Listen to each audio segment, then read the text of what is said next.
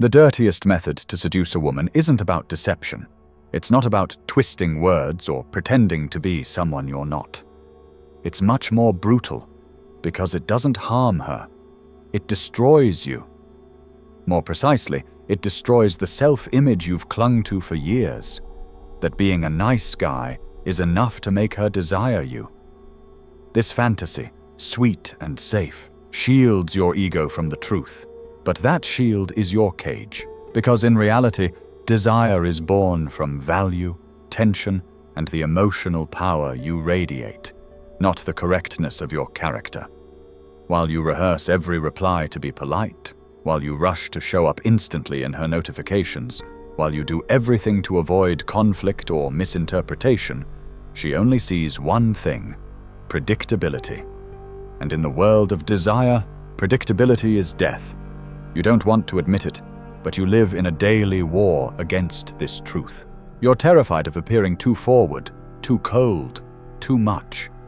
So you wear a mask. The one that says, "I'm a good guy." You're fast to reply.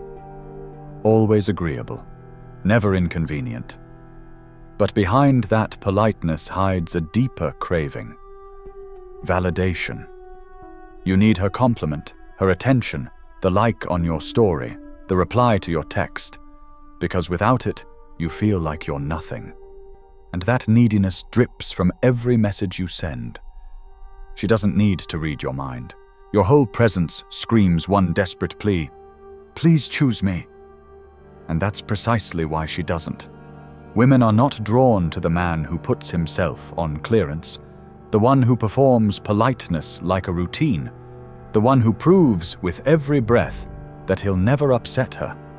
What triggers her instinct is contrast, tension, the quiet power of a man who doesn't bend just to stay in the room. The gaze that says, "I'm here because I choose to be, not because I can't bear to be elsewhere." And attraction isn't born from relentless kindness, it's born from presence, from the unpredictable undertone in your voice, from the awareness that you could disappear at any moment, and that your attention isn't infinite.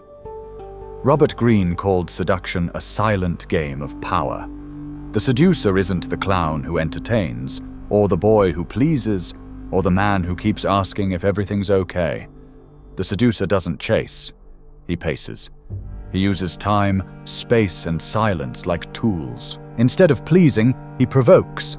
Instead of constant availability, he offers his presence in calibrated doses. And that unpredictability? That's what creates dependency, because she can't quite decipher him. This is why the method is called dirty. Not because it's wrong, but because it shatters your illusions. The illusion that kindness alone will make her feel desire, that your correctness will one day pay off. It forces you to face the truth. You didn't lose her because women like bad boys. You lost because you were emotionally unarmed. You played without strategy, without composure. You brought flowers to a chess match.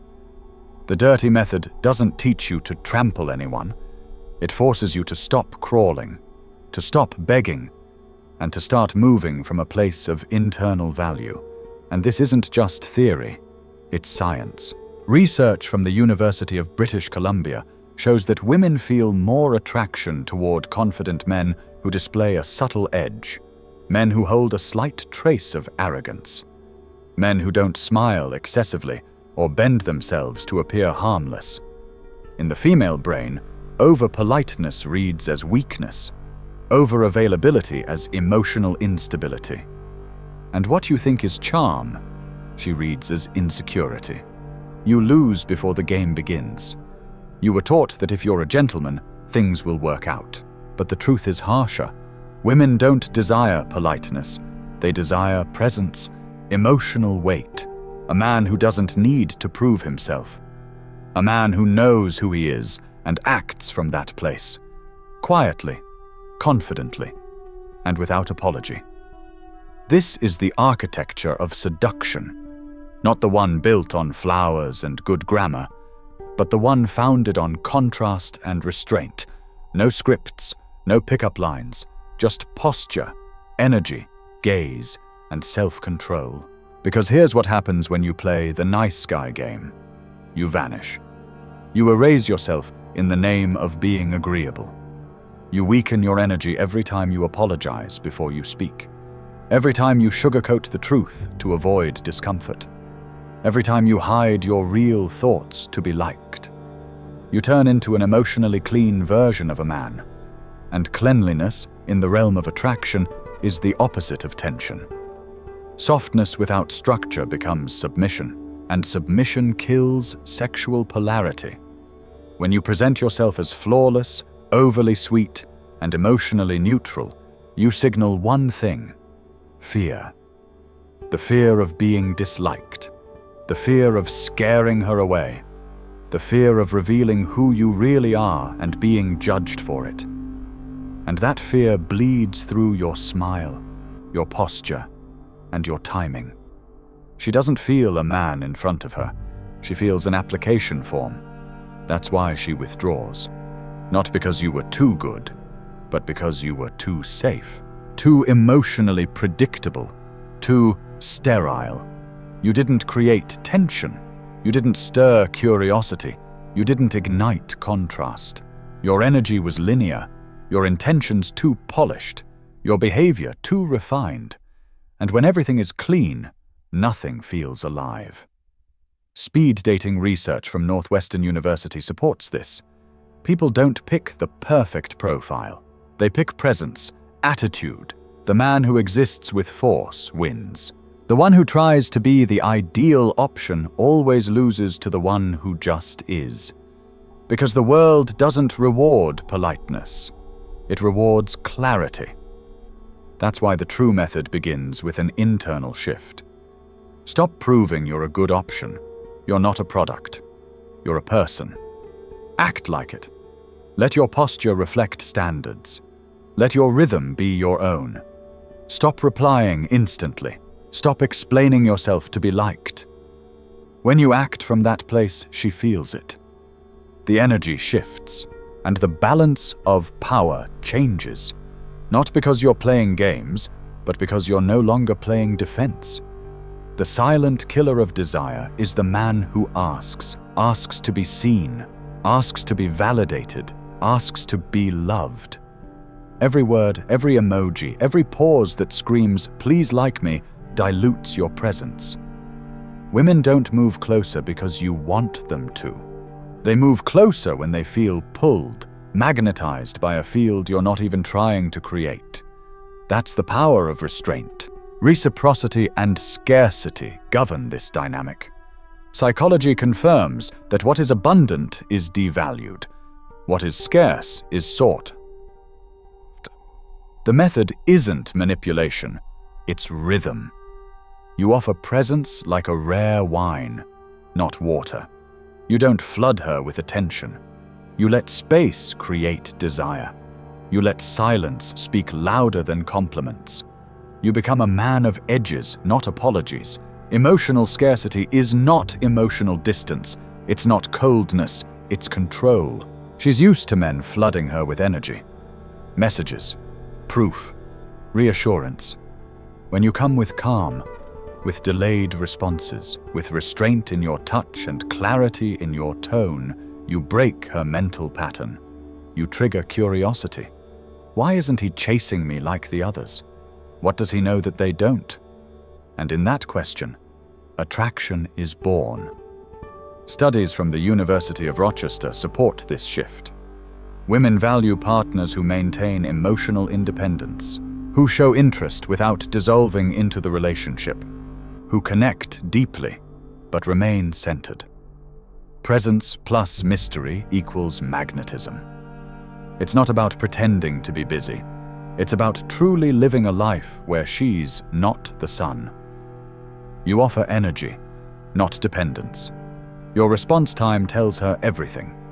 If you respond like you were staring at your screen waiting for her message, you've already lost. But when you move with your rhythm, she starts moving in yours. Seduction is about tension, not submission. And the most attractive tension? Controlled unpredictability, playful contrast, quiet leadership. Give her space to feel the absence of you. Give her moments to wonder. That's where desire blooms. Don't rush to close the deal. Let intimacy evolve. Step forward, then pause. Let her participate. Make her feel the silence between moments. That space is not empty. It's sacred. It's where curiosity, arousal, and pursuit are born. That's how you shift from the one who chases to the one who attracts. That's the method. And it's not in some pickup artist book. It's in psychology, in presence, in restraint. What separates you from every other man she's ever known is not a trick. It's structure. It's the internal engine of how you operate.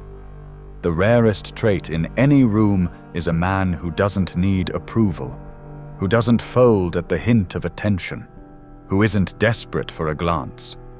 This man doesn't hide his desires. He aligns them with his actions, calmly, clearly, without justification. He's not aggressive. He's not submissive. He's something else entirely. Complete.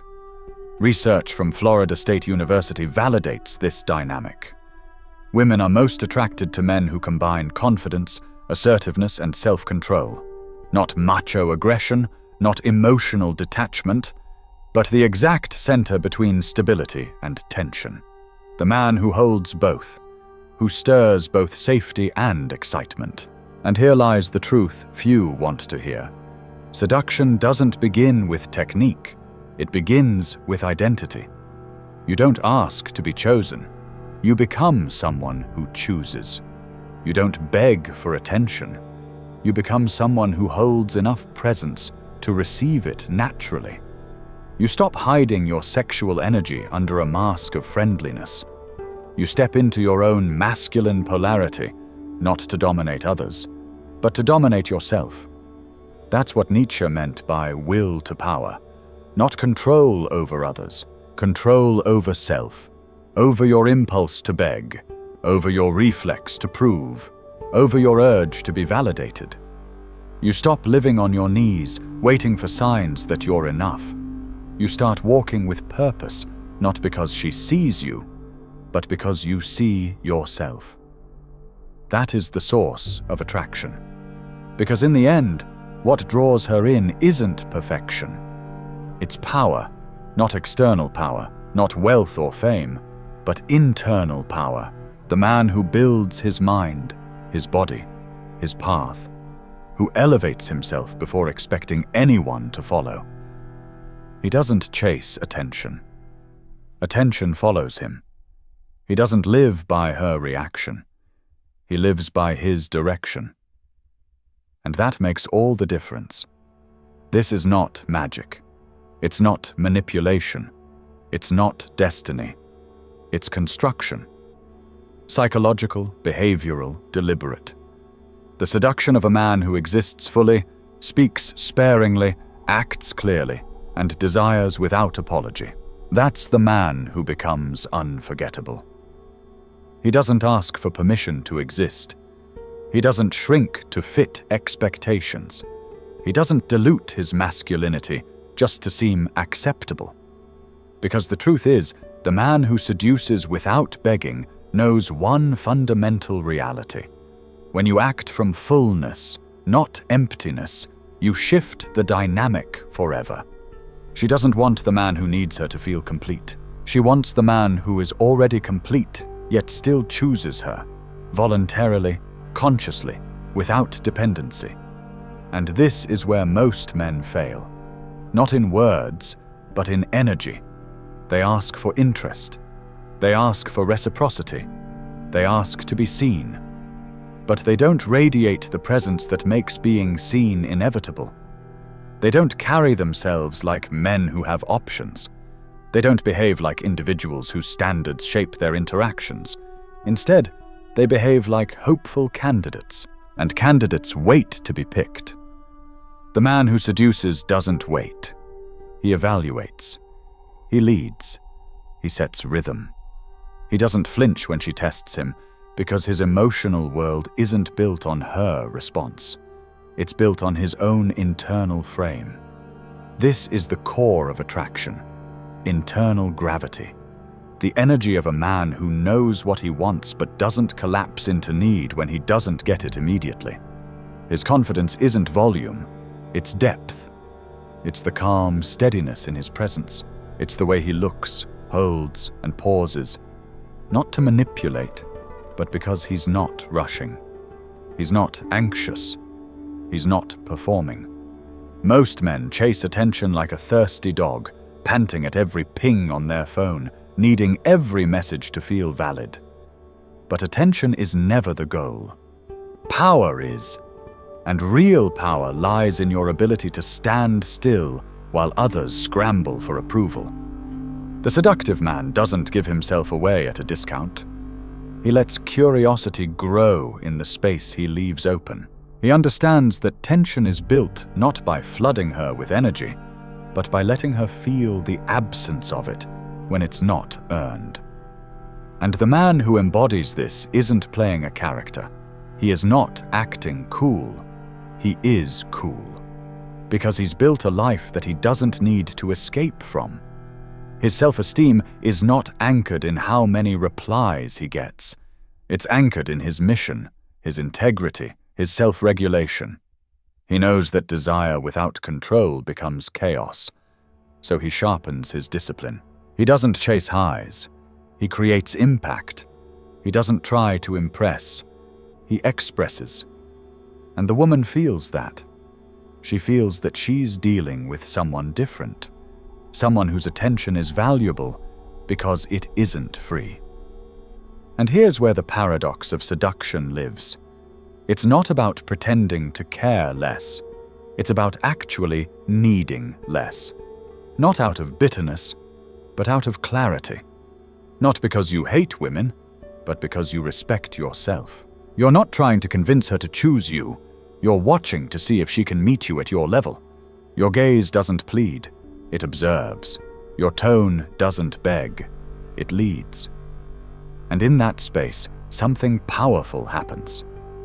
You become the one who sets the terms, not from dominance, but from centeredness.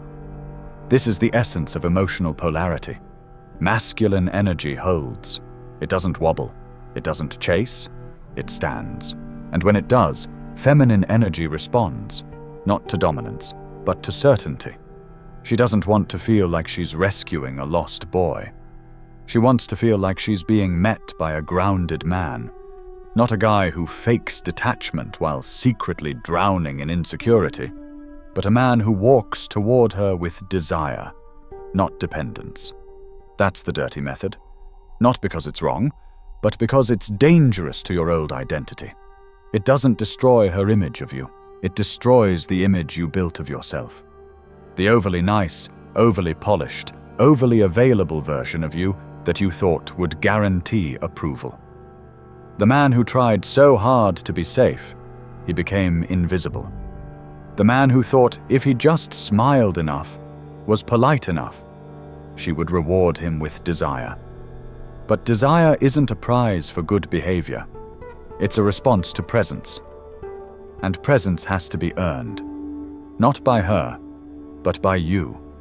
You must earn it by ending the addiction to approval, by silencing the part of you that fears rejection more than mediocrity, by facing the fear that you may be overlooked if you don't try so hard to be perfect, and accepting that.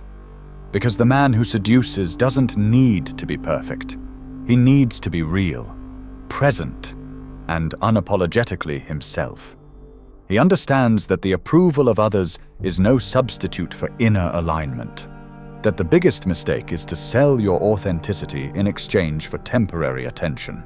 He knows that the strongest seduction is born when he acts from his masculine essence, not from a persona, not from borrowed lines, but from an energy that says, I choose, I don't chase, I move, I don't beg, I lead, I don't explain.